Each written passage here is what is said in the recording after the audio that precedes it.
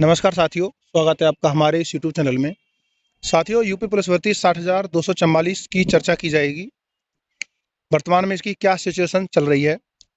देखिए, ये जो भर्ती है पूरे 5 साल के बाद आई है। जी हाँ साथियों, पूरे 5 साल के बाद ये भर्ती आई। जो पिछली भर्ती हुई थी वो 2018 में उसका एग्ज़ाम हुआ था, आप सभी को पता है।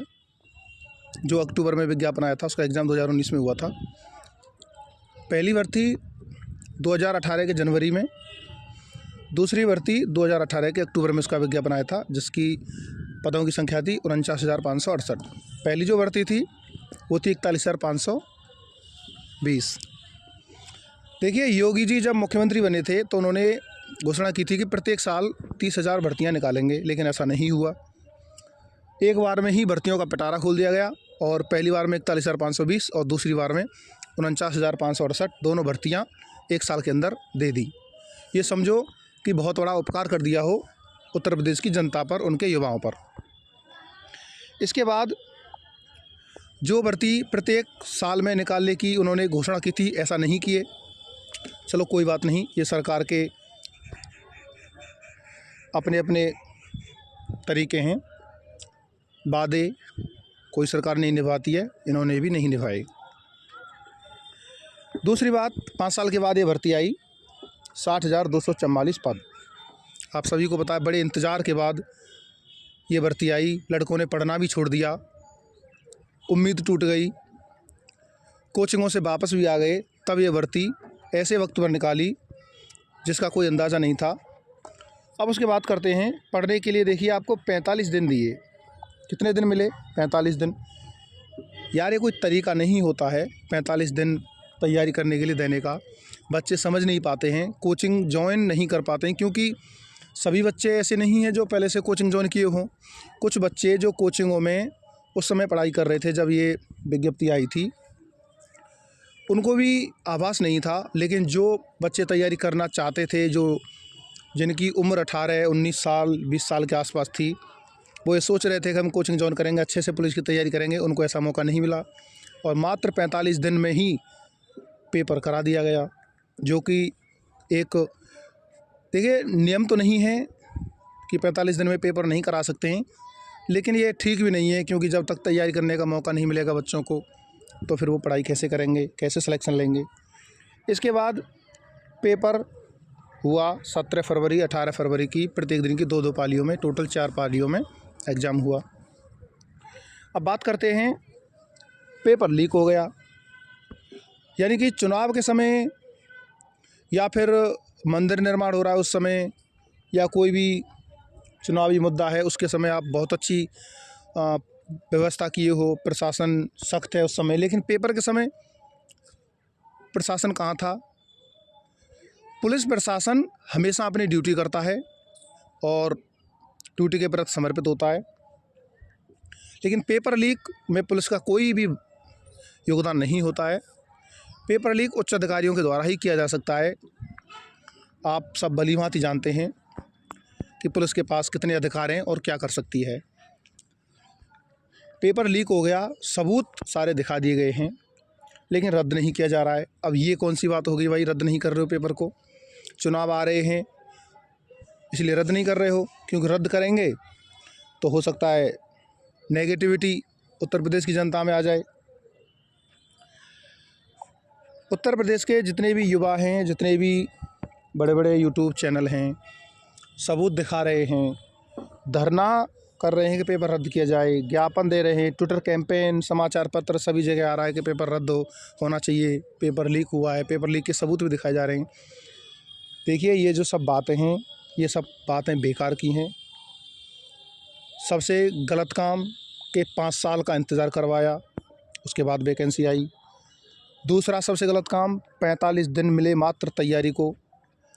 कुछ अभ्यर्थी नहीं, कई लाख अभ्यर्थी, कुछ तो बहुत कम होते हैं, कई लाख अभ्यर्थी तो ये नहीं सोच पाए कि तैयारी करने कहाँ जाएं, किस माध्यम से तैयारी करें, तब तक एग्ज़ाम आ गया। कुछ तो सोच ही रहे थे कि हम तैयारी करने जाएंगे, तो उनको तो ऐसे समझो कि एक नींद 8 घंटे की ली और एग्ज़ाम सर पे आ गया। इसके बाद बात करते हैं पेपर। जो भाई बहन जितने भी अभ्यर्थी 10 लाख 20 लाख 50 लाख जितने 50 लाख ने जो आवेदन किया है, उनमें से जितने भी अभ्यर्थी लगभग 5 साल से 6 साल से तैयारी कर रहे थे कि इंतज़ार था उत्तर प्रदेश कांस्टेबल की वैकेंसी आएगी, मेहनत कर रहे हैं, रीजनिंग हमारी बहुत अच्छे से चल रही है, मैथ में हम पकड़ बना लिए हैं और जीएस हमने लूसेंट को इतना रगड़ दिया, इतना पी लिया है कि हम उसका एक एक प्रश्न कर देंगे। लेकिन बाद में क्या हुआ, जो पढ़ाकू विमान थे बेचारे कहना उनको ठीक रहेगा क्योंकि उनकी मेहनत अच्छी थी, लेकिन उनको फल नहीं मिल रहा है। फल किसे मिलेगा?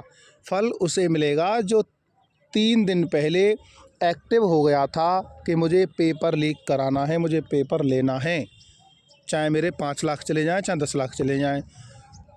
मज़ा आ गया उनको क्योंकि पेपर मिल गया होगा। देखिए, पेपर बहुत लोगों को मिला है।